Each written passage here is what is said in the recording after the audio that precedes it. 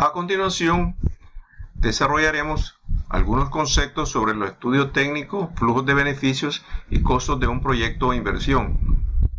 A esta etapa vamos a considerar que los estudios de mercado han sido debidamente aprobados y han determinado la factibilidad de desarrollar el proyecto.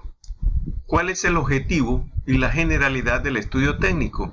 Analizar y determinar el tamaño, la localización, los equipos, las instalaciones y la organización óptimos requeridos para realizar la producción o el proceso de implementación y desarrollo de un proyecto de inversión.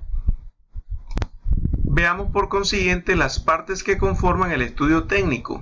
Tenemos el análisis y determinación y localización óptima del proyecto, obtener la mejor ubicación, análisis y determinación del tamaño óptimo, el mejor tamaño, análisis de la disponibilidad y el costo de los insumos y suministros, disponibilidad de insumos, disponibilidad de suministro de la mejor calidad y el menor costo, identificación del proceso, diseños y desarrollo de los procesos a cómo se van a desarrollar y qué necesidades de maquinaria o equipo.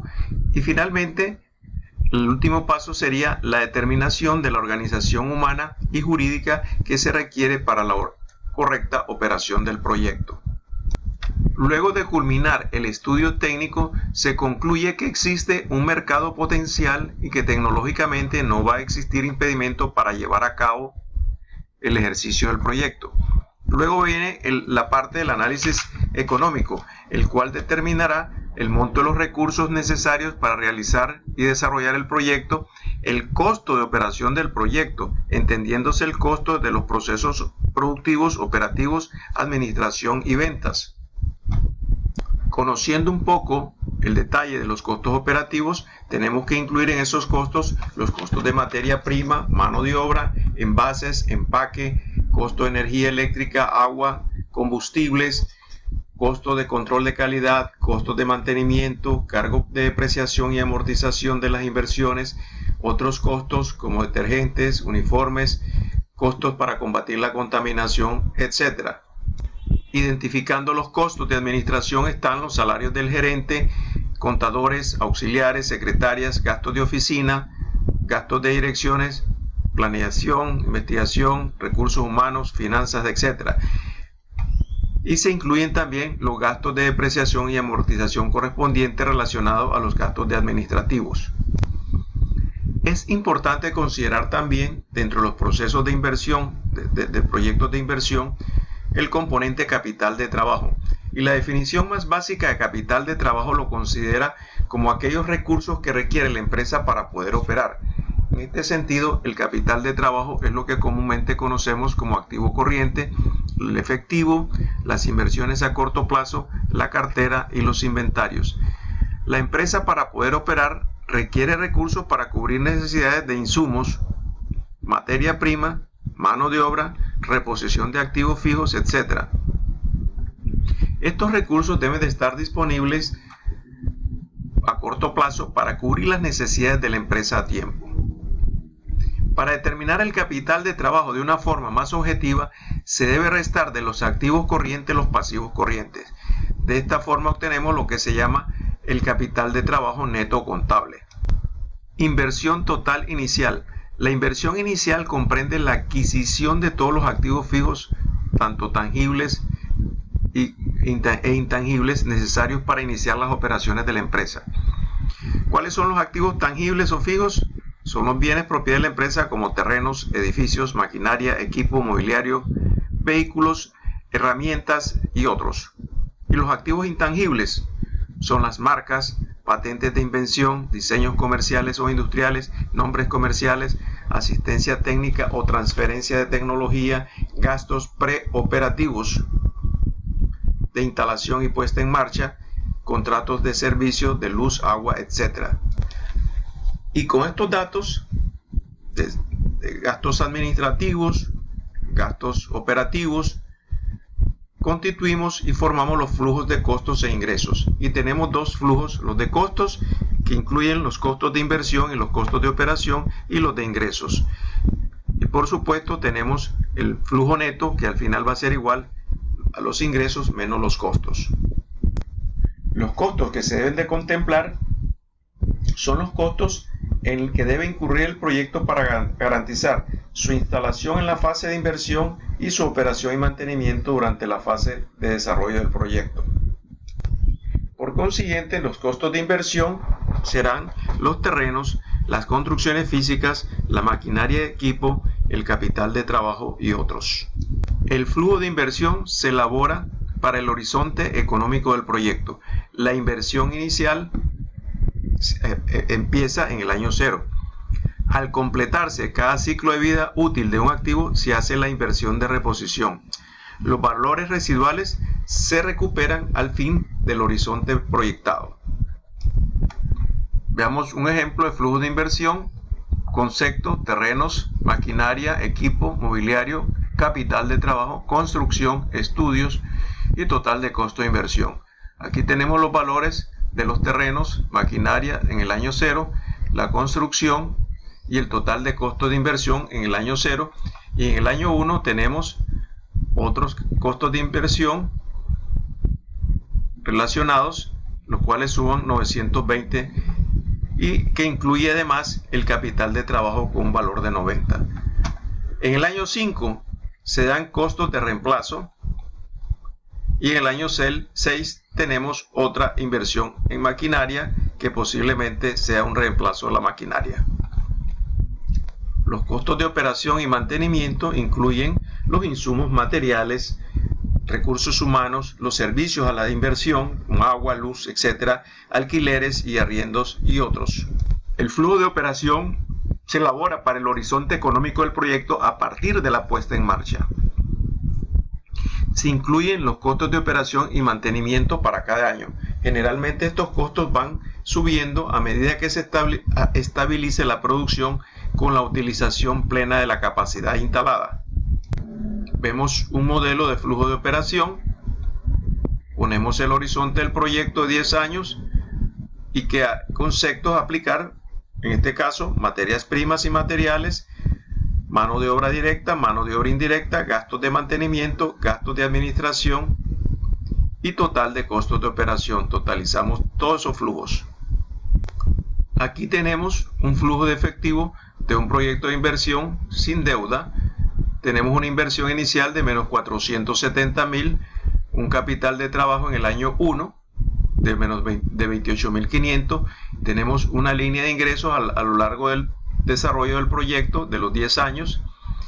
El capital de trabajo se recupera al final de la vida del proyecto, o sea que estos 28.500 ingresados en el año 1 se vuelven positivos en el año 10. Después tenemos los costos operativos a lo largo de los años del proyecto. Los impuestos también se restan y tenemos el valor residual o valor de desecho, el cual se estipula al final de la vida útil por 84.000 al año 10. Y con esto tenemos el flujo neto, una suma algebraica, y con estos flujos podemos calcular posteriormente los diferentes instrumentos para calcular la rentabilidad de los proyectos. El siguiente es un ejemplo de un flujo neto, el resumen de un flujo neto que incluye los ingresos menos los costos totales. Los ingresos son los ingresos por operación, ingresos por ventas, menos el total de costos que incluye los costos de operativos más los costos de inversión. Y aquí vemos los resultados, los total de las inversiones están en el año 0, en el año 1, en el año 5, en el año 6 y en el año 10. Tenemos los costos y ponemos los costos operativos, totalizamos los costos y restamos de los ingresos los costos, tanto los costos operativos como los costos de inversión, y nos da el flujo neto para calcular la rentabilidad del proyecto. Recapitulando, ¿cuáles son los pasos que hemos de seguir desde la introducción y a través de todo el desarrollo de un proyecto? Tenemos la introducción del proyecto, ver la descripción del proyecto, cuáles son los objetivos, cuáles son los mercados, cuáles son los aspectos técnicos que ya los mencionamos, y finalmente llegamos a la parte financiera, donde consideramos el total de inversiones como inversión inicial. También tenemos que considerar un capital de trabajo inicial para arrancar las operaciones. hacemos un detalle de la lista de activos, un cuadro de amortización de préstamos, un cuadro de depreciaciones, un cuadro de intereses, un cuadro de ingresos por las ventas probables, y definimos los costos de ventas, los gastos administrativos y generales, y finalmente tenemos el resultado de un estado de flujo de fondos para el cálculo de sus potenciales rentabilidades. A continuación tenemos un modelo de un flujo de proyecto de inversión con financiamiento. ¿Qué tenemos en sí?